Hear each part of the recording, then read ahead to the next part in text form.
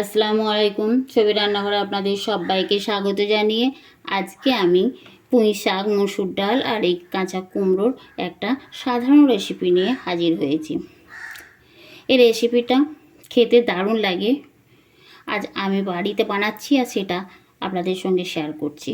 আমার চ্যানেলে যদি প্রথম এসে থাকেন বন্ধুরা, তাহলে আপনাদের কাছে অনুরোধ আমার চ্যানেলটিকে সাবস্ক্রাইব করে ভিডিওটিতে লাইক দিয়ে পুরো ভিডিওটা দেখতে থাকুন। পুরনো বন্ধুদের অনেক অনেক ধন্যবাদ আমার সাথে থাকার জন্য। চলুন কীভাবে রেসিপিটা বানাচ্ছি সেটা আপনাদের সঙ্গে শেয়ার করব। আমি এখানে পুঁই শাক, টাটকা পুঁই শাক এইভাবে কেটে নিয়েছি, ডাঁটা সমেত নিয়েছি। আর এখানে কুমড়োটা এইভাবে ছোটো ছোটো টুকরো করে নিয়েছি। এখানে আমি নিয়েছি 150 গ্রাম মসুর ডাল।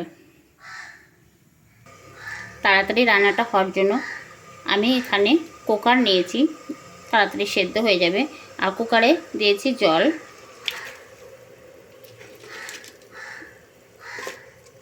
এখন আমি পুঁই শাক, কুমড়ো কুকারের মধ্যে দিয়ে দেব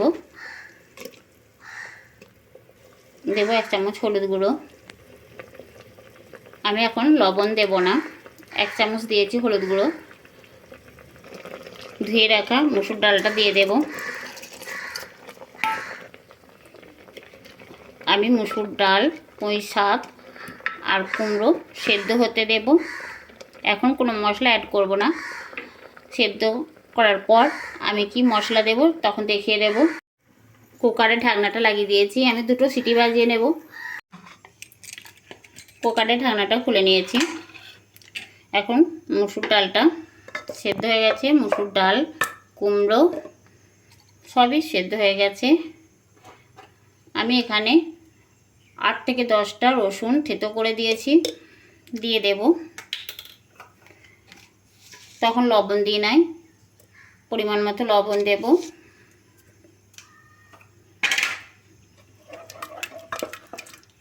একটু ঘুটে দেব ডালটা, দেব একটু জল।